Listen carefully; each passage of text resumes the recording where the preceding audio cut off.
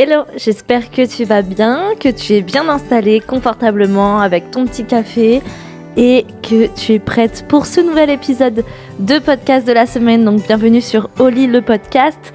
Cette semaine, c'est un épisode un peu particulier parce que on a terminé les épisodes de la série passer de débutante à confiante. Donc on passe dans un autre registre et on commence un peu fort. J'ai pas d'idée de concept particulier, de série particulière pour l'instant parce que je voudrais utiliser le podcast pour faire quelque chose de plus intime, plus en mode fitness talk. Donc une discussion sur les sujets qui touchent à la musculation, à ma pratique sportive, à la nutrition, au mindset, etc. Et que je pourrais aborder avec une copine donc qui va à la salle avec moi, mais du coup que je vais aborder avec toi. Comme si c'était un problème que tu pouvais rencontrer, puisque je pense que ce sont des problèmes que tu vas pouvoir rencontrer un jour dans ta pratique. Et je trouve qu'on n'en parle pas assez parce qu'il y a cette idéalisation de la musculation où tout doit être parfait, tout doit être millimétré, que c'est un peu compliqué d'aborder des sujets moins fun. Parce que t'entends partout que oui, c'est pas une question de motivation, c'est une question de discipline, que du coup il faut être à fond tout le temps, que sinon t'as un problème et que si tu fais pas telle ou telle chose, ça va ruiner tes progrès. Sauf que la réalité, elle est autre, parce que on est humaine et que du coup, c'est pas forcément facile d'être au top tous les jours. Et même si ton objectif final reste inchangé, ça va faire un peu des montagnes russes. Et c'est ok, enfin moi je trouve que c'est ok et que c'est normal. Et c'est pour ça que j'aimerais aborder ce genre de petits sujets avec toi dans le podcast. Donc ça sera les petits fitness talks d'Oli le podcast. Je sais pas si ça va être toutes les semaines, on verra. Je vais faire un peu comme j'en ai envie, go with the flow, comme on dit. Et puis on verra comment ça se goupille. Voilà. Donc cette semaine, comme je te le disais, c'est un peu particulier puisque je me suis blessée. Et ça fait mal. Alors ça fait mal au sens propre comme au sens figuré puisque ça fait plus d'une semaine que du coup je suis en repos forcé. Bon, si t'as suivi un petit peu sur Instagram et sur l'ancien épisode de podcast, j'ai adopté un petit chiot. Donc c'est pas plus mal que je sois au repos puisque du coup je peux me consacrer entièrement à elle, à son éducation, etc. Mais disons que c'est un peu plus reposant que ce que j'avais pensé. J'ai pour habitude, tu le sais peut-être déjà, mais j'ai pour habitude de m'entraîner 5 fois par semaine. Donc j'ai toujours 2 jours de repos minimum et je fais 4 entraînements de pure musculation et des cours collectifs. Donc généralement le 5e jour est dédié aux cours collectifs, mais ça s'agence un peu différemment dans la semaine. J'avais pris une semaine off déjà.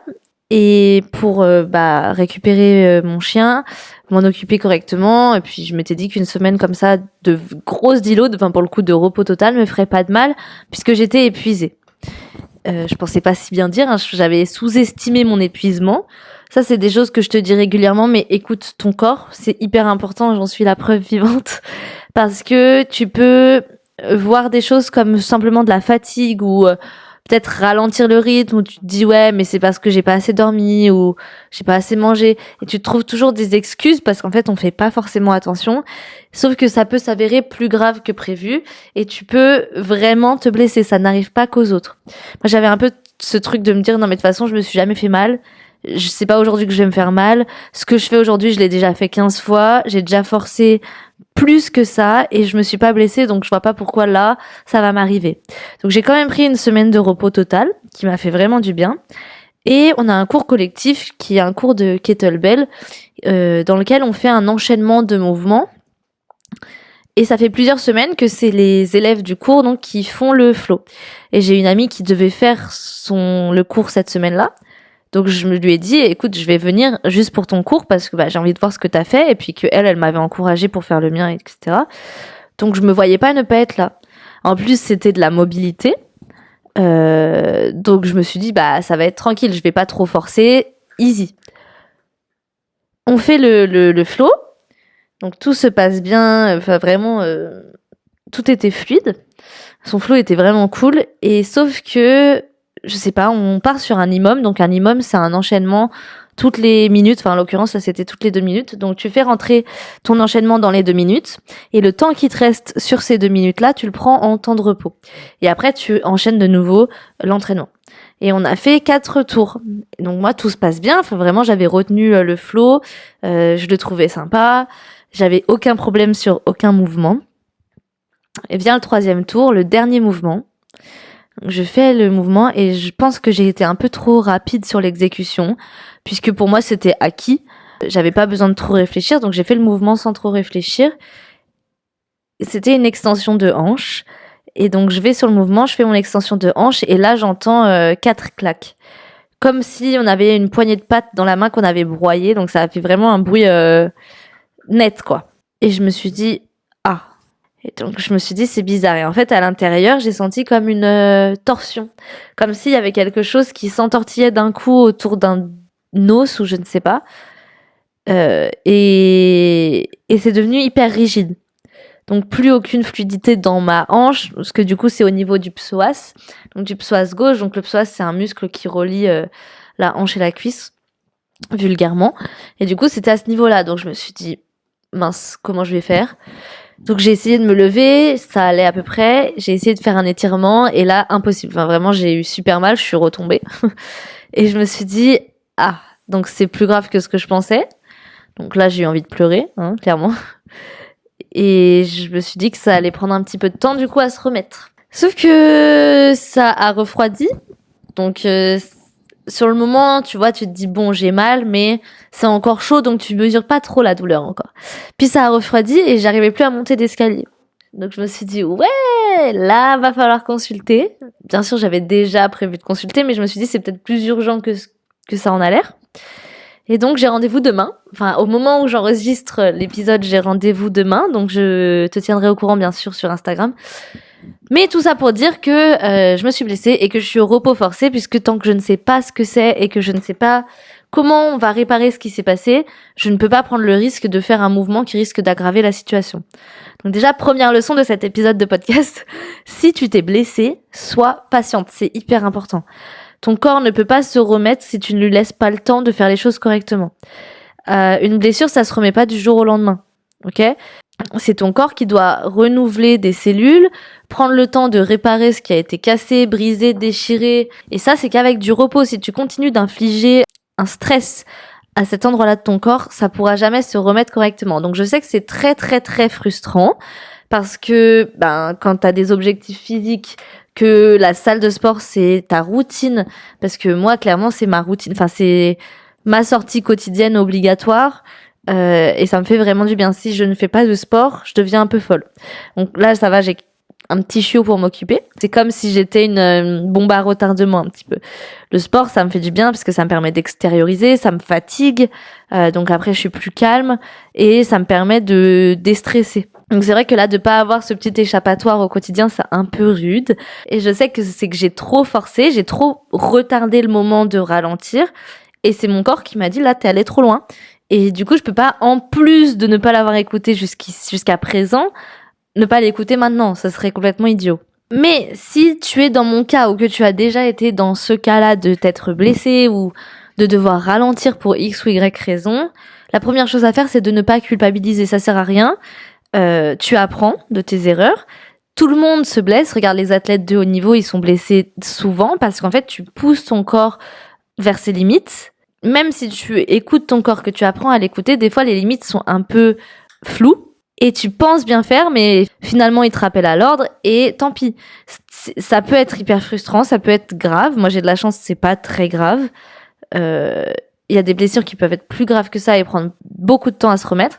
Mais en fait la meilleure chose à faire c'est de patienter et de ne pas culpabiliser. Plus tu culpabilises, plus ça va être compliqué d'après de revenir. Tu vas perdre ta motivation puisque tu vas être à l'affût des moindres changements sur ton corps, des moindres changements dans ta pratique puisque forcément tu vas régresser. Mais c'est pas grave. Le corps a une mémoire musculaire impressionnante qui fait que même si là, t'as l'impression de régresser, de stagner, de perdre ton physique, de perdre tes performances, ça va revenir hyper vite. Donc ça, ne t'inquiète pas. Et vaut mieux que tu sois en forme au moment où tu vas revenir plutôt que complètement énervé, stressé, à bout de nerfs. Parce que tout ce que tu as fait pendant ta période de repos, au lieu d'en profiter pour faire autre chose, pour faire des pratiques plus douces, pour être reconnaissante en fait de ton corps de t'avoir averti que c'était le moment d'arrêter, tu vas lui en vouloir et tu vas pas profiter de ce moment-là pleinement et du coup tu ne vas pas revenir en pleine forme. Tu vas revenir mais en mode pressé et tu vas pas faire les choses correctement. Et ça va encore plus ralentir ta pratique. Prends le temps, fais autre chose. J'ai eu une blessure antérieure au mollet que j'avais eue suite à une pratique un peu extrême du CrossFit. Et je me suis retrouvée à faire du yoga pendant 1 an sans toucher à la musculation ou au CrossFit pendant 1 an. Et au début, c'était très dur. Puis une fois que j'ai appris à ne pas culpabiliser, j'ai énormément appris de ma pratique du yoga. J'ai énormément appris en souplesse, en mobilité. Bon, on dirait pas comme ça, mais en mobilité. Ça m'a énormément déstressée. J'ai découvert des pratiques un peu plus spirituelles et en fait, ça m'a beaucoup apporté. Et au moment de revenir à la musculation, je me suis posé la question de est-ce que vraiment j'ai envie de retourner là-dedans ? Au final, j'y suis allée doucement et j'ai retrouvé cette passion-là qui, elle était jamais vraiment partie, mais que j'avais un peu laissé de côté pour d'autres choses. Et ça m'a fait un bien fou. J'ai énormément progressé après mon retour en musculation. Beaucoup plus que les années d'avant ma blessure, justement. Donc, ne culpabilise pas. Concentre-toi sur ce que tu peux faire, ce qui est à ta portée. Par exemple, je sais que je vais ne pas pouvoir faire le bas du corps, mais je vais pouvoir retourner à la salle pour faire le haut du corps et y aller doucement. Et petit à petit, reprendre un rythme. Ça m'inquiète pas. Vois le bon côté dans la situation, vois le positif. Tu vois, moi, par exemple, ça va être de pouvoir m'occuper correctement de mon chiot et de progresser sur des objectifs hauts, par exemple, sur les tractions. Donc, c'est positif. Et puis, au moment où mon corps sera prêt à reprendre, on reprendra. Maintenant, pourquoi il est primordial de t'arrêter quand tu te blesses ? Parce que, déjà, c'est ce que je t'ai dit, c'est un signal de ton corps et tu peux aggraver la situation. Si la blessure ne t'a pas immobilisé et que du coup, tu te dis, ouais, c'est bon, c'est pas très grave, tu peux développer des blessures chroniques. Donc, des blessures qui vont jamais réellement guérir. Ton corps va compenser, donc d'autres muscles vont souffrir et créer des déséquilibres.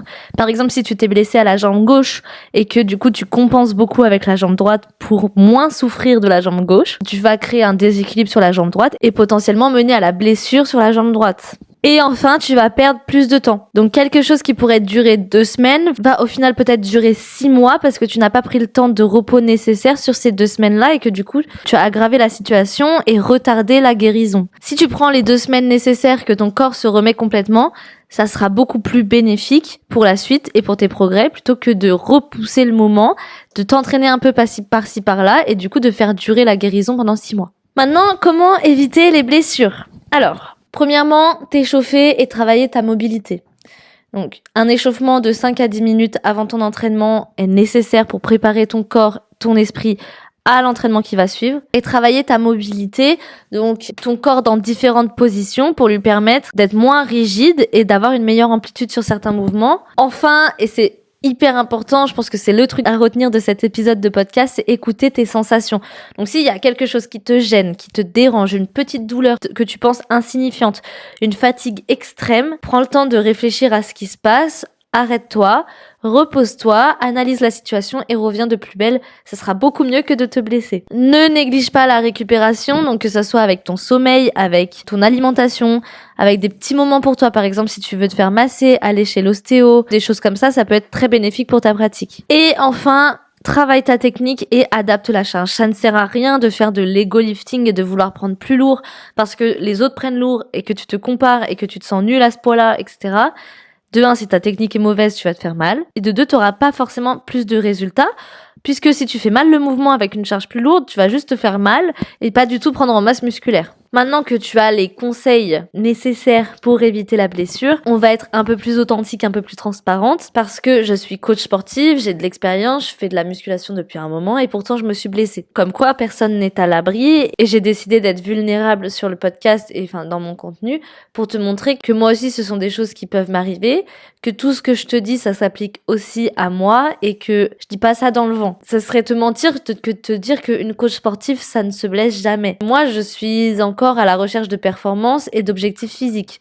Donc forcément, il y a des jours où je suis fatiguée, il y a des jours où je fais des erreurs et ça peut se ressentir dans ma pratique comme cette fois-là où je me suis fait mal. Maintenant, en analysant la situation, Est-ce que j'aurais pu éviter la blessure? Sûrement. Est-ce que vraiment je me suis pas écoutée? Non, je pense pas. J'irai pas jusque-là puisque j'avais déjà pris une semaine off et que c'était un entraînement très tranquille. Est-ce que j'ai négligé mon échauffement? Non, puisque c'était un cours collectif, donc je l'ai fait avec tout le monde. Est-ce que j'ai voulu aller trop vite? Peut-être. C'est là où ça pêche un peu, c'est que peut-être que je me suis emballée en me disant je connais le mouvement et que j'ai pas fait attention à ma position en voulant enchaîner, en voulant être fluide et que du coup, dans la précipitation, j'ai fait un faux mouvement et je me suis fait mal. Donc personne n'est parfait et le principal, c'est de réussir à savoir ce qui a bloqué, ce qui a créé cette situation, à l'analyser et à savoir comment s'en sortir.